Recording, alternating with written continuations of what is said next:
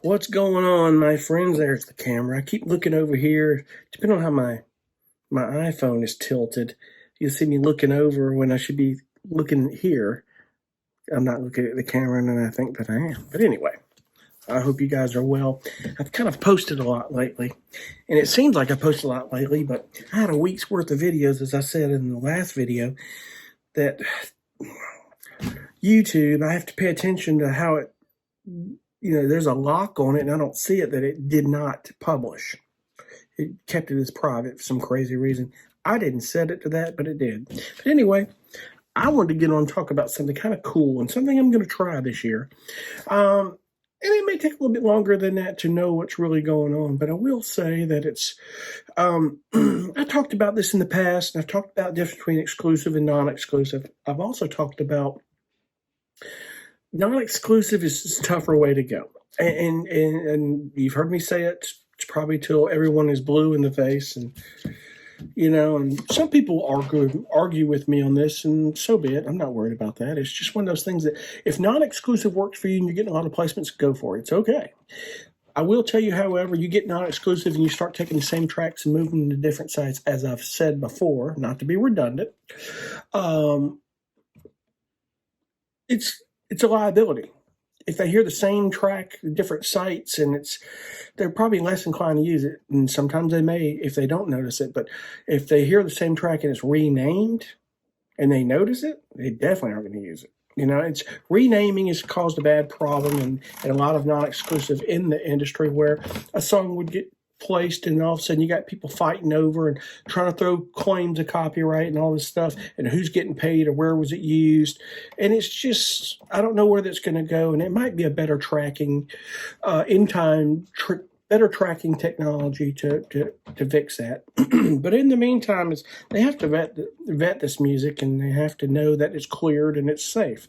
Because unfortunately, we have a problem with people out there that put bad music up. And a lot of you know this already. They put bad samples or loops, or they'll take them from loops and samples packs like Splice and Sounds.com and just throw it out there and make it like their own. I mean, here's the best example. Go to Spotify and type in lo-fi beats or lo-fi guitar beats or lo-fi guitar music. A lot of these guys that sound like they sat there and played those quick guitar progressions, and then you Shazam it. It either comes up with them or somebody else. That riff will come up with multiple people. Better yet, you listen to that track and you go listen through guitar stuff with lo-fi or various things in Splice.com, and you'll hear that riff being played. I'm like, I knew it was familiar, or what in the world? Or you'll say, that sounds awfully familiar. I feel like I've heard it before. You'll Shazam it, and it'll come up to that artist that put it on Spotify. It's just not good. And it's so rare that artist actually wrote that and put that sample pack into Splice and it was theirs to begin with, because that's not the case. It really doesn't come up that often. But excuse me. I had a doctor's appointment this morning where they had to run a camera down my throat, so they had to spray this stuff down my throat. It was the weirdest thing, through my nose. I'll talk about that later, but they were just making sure, because I get reflux, that it wasn't damaging my throat. But anyway, moving forward, what I want to talk about is a site that I put music to. It's kind of cool. It's something I just discovered yesterday. I'm going to try it this year, because it's so rare that an exclusive library will let you release music through CD Baby or TuneCore or DistroKid to the streaming platforms like Spotify and Apple Music and so on. You get the point. But there is one, and that company is called Audiosparx. And I think somewhere on the screen at some point, maybe there, I think that's it. I've got the spelling of it properly, Audiosparx.com. Some of you have music on there. Now, one thing I've noticed, and people ask in the forums about Audiosparx, is that, oh, well, I've got a lot of music, never any placements, but I made really good money, extra money with the Radio Sparks. Now, If you're not familiar with Audiosparx, they are a music licensing company. They're a library. They're not royalty-free. Let me make that clear here. They're not a royalty-free library because they do require you, as far as I know, I was required to put in my IPI information. That's my number for my performing rights organization like BMI, which I'm a BMI artist. It could be BMI, ASCAP, PRS, you get the point. So royalty-free sites, Pond5 has the box to enter it. They give you the option. They don't require it. They're royalty-free. And I'll allude to that in a second. It's just these royalty-free sites like Epidemic Sound, which is the absolute worst. I'm still debating on whether I'm going to release that video, but it's pending. Or Pond5. These companies are devaluing music, and they're really doing artists an extreme disservice for the things they're doing. Basically, what they're doing is they're giving a contractual way out of, if no matter who the client is, license that track for whatever usage. They have the choice whether to report it or not. In other words, they could take that track to a Mercedes commercial, and they could put it on there, and they paid $100 for that track, and you're not going to get another dime from it. In fact, some of these sites take 50 and 60% of it. You'll barely even get that, and that's all you get. And could be a very lucrative placement in advertising in any other outlet. But, a lot of companies like that don't really go to Pond5 to put a track in a Mercedes ad. But I'm not saying it hasn't happened before. It could have. Who knows? But going back to my point, Audiosparx has a choice of non-exclusive and exclusive. And I put a few tracks up there last year exclusively. I'd have an account with them for years, but never really did anything. People started buzzing about the Audiosparx thing. So the one thing I've noticed about Audiosparx is that I can put music in Audiosparx that's either side tracks or tracks that I release, like release tracks that I can get more differently with. In other words, I can do things that I would not or normally be able to do with the tracks I do from my other exclusive publishers, because the tracks I write from my other publishers are catered to the needs of these shows. In other words, when you want to do something kind of cool melodically with busy notes that you can't do with other cues. In other words, it's also a genre of music that those other publishers will not take. And with Audiosparx, I have the option to be non-exclusive or exclusive. There's also an option there that you can do subscription or just purchase only. Mine's set on purchase direct licensing only.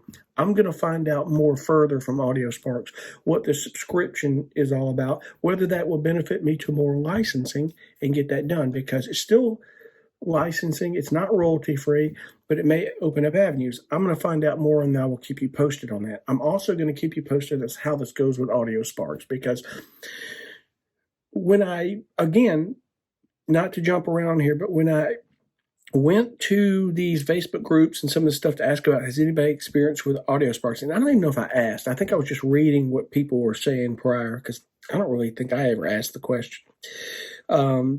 Just never came to mind, but I have heard people talk about it. Is that all of them were non-exclusive. And it reverts back to what I was talking about. Non-exclusive, you have less chances of getting your music placed. Even on the question mark tab, like when you upload your music, you have all these choices. Enter it on their microsite. That's for their iOS and your phones, the microsite. You want to definitely do that. But you have a tab up top that says you can make it exclusive to Audiosparx. And when you click that, but next to it on the right is a question mark. It tells you the terms. Now, you can do it non-exclusive, but even that, they tell you that when you market exclusive, they market to a lot of other sites and a lot of other things, but you have better options of getting it placed because the clients feel safer with licensing music that is exclusive. It's much more licensable. It really is. Excuse me. Nostril still a little numb there, like the dentist that went in my nose or something. But anyway, it's more licensable. So here's the cool thing about this. Audiosparx gives you that option. And you can or can't, you have the option to opt in on Audiosparx. The cool thing about that is that you can put it there with them and you get revenue from radio airplay that actually pays a little bit better rate than the streaming platforms. Now, I'm not saying replace the streaming platforms, do that. But it pays a good rate if you have a lot of tracks in the system getting airplay, because some of them will rank. I've got one of them, it's a lo-fi hip-hop, it's ranking, it's getting pretty good airplay. But volume, this reverts back to, this is a volume business. Get tracks in there. Now, it's a good thing to do to set some tracks aside a year that you want to release your most creative projects. It's more of your a break from the redundant cues that you do, like tension and stuff that's catered for those other libraries that you could do here with Audiosparx. So what I plan on doing is taking those tracks I released and some of the side tracks that I haven't put anywhere else, getting rid of the whole non-exclusive thing for the most part, with an exception of a few tracks that I have on other non-exclusive publishers, is I'm making them exclusive with Audiosparx. Why not? Because I think it lets you opt out of the exclusive later if you don't want to, but I'm going to put them exclusive because they have better opportunities. Here's another cool thing about Audiosparx, is that they are one of the few companies that are exclusive that let you take those tracks and release them through CD Baby, TuneCore, DistroKid to the streaming platforms, because they know you can do streaming and sell your tracks, but for direct licensing, all they require you is one. You cannot, if it's exclusive with Audiosparx as anything else in this realm, you cannot have it on another publisher, another site. Number two, you can release, even though you're exclusive with Audiosparx, you're allowed to release your music through those streaming platforms because it's not direct licensing, as I said.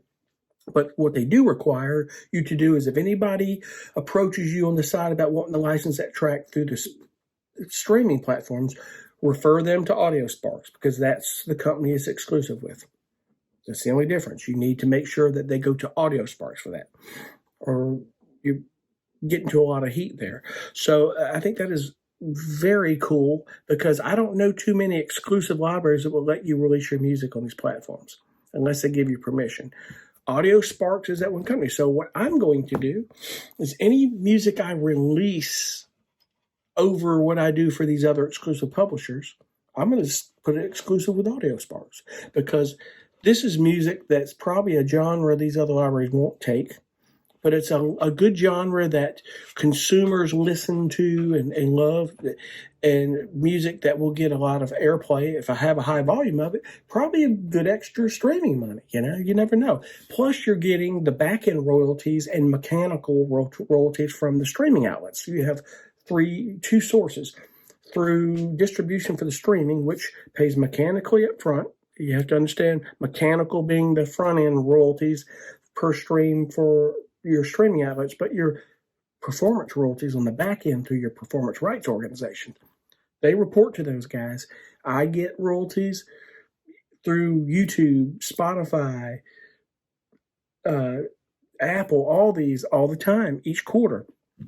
And you're getting that back end as well. That's why it's important to, when you do tracks like this, you want to register your tracks that you release with your PRO. List yourself as the artist. It's very important that you do that when you register it at 200%. Now, here's another cool thing about Audiosparx. They let you opt in and have a choice of whether you want them to handle your publishing, and they get part of the publishing and administer that, or you do your own. Now, I don't know what the benefit of either one is, but I do know that I'm doing my own. So I didn't opt in for that. So here's a good thing about that. Whoever licensed it and whatever they broadcast it as, I have those tracks registered with my PR at 200%. In other words, for 200% meaning for the writers and the publisher. BMI, you don't have to have a publisher. It'll do it both, unless you are a publisher. If you have a volume that you're actually a publishing administrator, you need to sign up as a publisher. But if you're just registering a track, it's going to pay you at 200%, because I have tracks on back end that get paid 200% through these streaming outlets. So in other words, what you would normally get paid 100% and your writers double it. That's basically what it is. You're splitting that with a publisher on normal. And that's actually a good thing. That's industry standard. If you're new to this, understand that they get 100% publishing. That's their side for selling your music and pushing it. You get 100% writers. Y'all split 50-50 on a sync fee. The same would go to Audiosparx, except one thing. I get 200% of it. They're not going to take publishing on that. They're licensing your track on that deal. So if it gets broadcasted, I get paid 200% for anything those tracks are licensed on, plus streaming. So you got a better odds at being exclusive with Audiosparx, as well as those options. And then when you're uploading the track, you see these options, and you see where they recommend just let them do the auto pricing, let them price it. You can override and price it what you want, but if you let them price it, they know the market and they know what sells, and it's easier. It's not going to discourage a customer going, that's just too much for that track, Because at the end of the day, you want them to place it. You want it to get placed in TV for your long terms. You're going to make more money than that licensing fee in the long run. And that's the whole point of why royalty-free libraries, especially Epidemic Sound, they're doing these consumers wrongly. They're robbing them because basically they're giving them contractually an option to take your track, and they don't have to report it to PROs and Q sheets. They don't have to put that stuff on Q sheets. They can use whatever they want, and it's royalty-free. It's not cool. I talked to one publisher, said they had a composer, and they removed him from the platform. Took all his music and sent him packing. And they would have overlooked it and fixed it and told him he couldn't do that and warned him if he hadn't tried to blame it on somebody else. He tried to blame it on his kid. His kid had nothing to do with it. He wasn't even in music.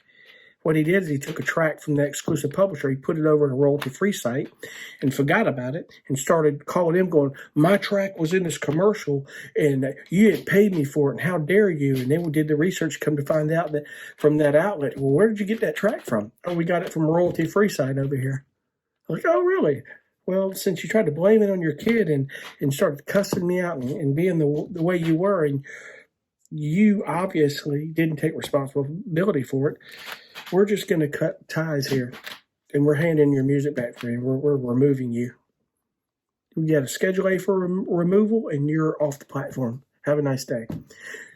That's how you'll kill your career in this industry when you pull stunts like that. That's why you have to be meticulous, and you have to be very careful about where your music is and what you're doing. Be careful what you're doing. Have respect and do the right thing. There's ethics involved here, but it also gets you into legal trouble. So when you can find a company that gives you options like this and you can go exclusive and still release your music, I think it's a good thing. It's good because I've been wanting to find a publisher that was exclusive or better off for placements to be able to put the music that I release each year exclusively with them and still have other options. And I think Audiosparx may be that company.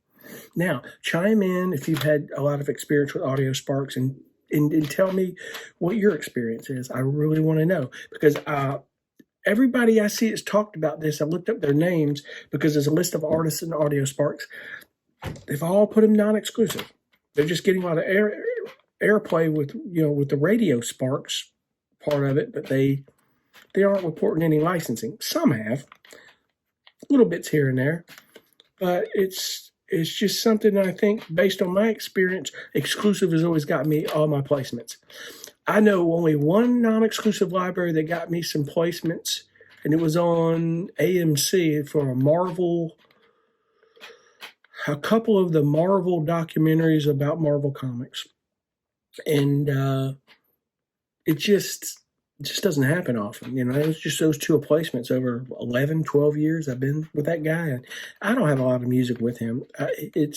He is kind of a weird setup, but he is distributing with Spirit production music, and I can maybe get other genres of music to him that my other publisher, the other library that goes to Spirit doesn't take. And that's okay. I think that's cool to be able to take rock over here and do all my tension and my dark stuff over here. So, but I think Audiosparx might be the ticket, and I will keep you informed. But look into that. Now, I will tell you when you register tracks and get an account with Audiosparx, it gets a little tricky at first going through all that. Everything is under the vendor tab, and you go in, there's track upload, track administration. When you upload a track, yes, there's a lot of clicking and metadata and stuff that you have to enter. But I've got news for you. I always hear people bitching that, oh man, there's all that metadata and stuff you got to enter. It's a real shit show, and I wouldn't do it. It's a waste of time. No, it's not. I've been doing this a long time, and you're going to have to allot some time to enter that stuff. Whether you do it or they do it, you want to get it done. And the cool thing about you doing it is you have control to enter all the detail about that track you can. Get everything you can, because you're going to have better odds of getting placement when you can put as many keywords that relate to that track Don't over tag it, because music supervisors hate tracks that have been tagged for stuff that aren't even relevant to that track. They hear tracks coming up that were over tagged. They're going to ignore that track. And if they have an option to just ignore it permanently, they'll never see that track again. They'll thumb it down. It depends on the platform, but it really is. It's hard for them. They hate that, because people are just trying to spam the system to get their track to come up every time, and it's not fair to them. They don't have much time to listen to music, and they really can't do that. And I've heard these music supervisors and these people talk about this. I've heard them talk about it a lot, But the thing is that you've got all this stuff to enter. You want to get it done. But it gets a little tricky when you start getting around grouping your tracks for your alt mixes. And it's easy. It threw me off at first. But what you want to do is get to that point where your grouping is that you go down and there's a little short list. Your primary track is your full mix. Just click on that actual track. Don't click the check mark on the box. Click the track. It'll highlight and it'll say primary track. Under it, check mark the box of your alt mixes you have uploaded that are related to it. You'll see them. And then hit go. What it'll do is it's going to put them in an order where you have already edited and put on information for your full track. When you go back, you'll go vendor.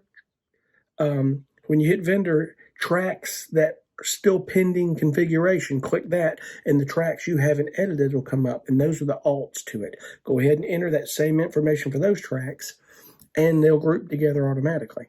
Now, the most important track that you can enter all the detail is your full mix. On your alt mixes, just get your BPM, genre, exclusive, included in your microsite. You don't have to put all your keywords and check all those boxes in the windows, because you get those ones they require you at first. Make sure you get that, because the full mix is going to have that information. When they find the full mix, they'll see all that.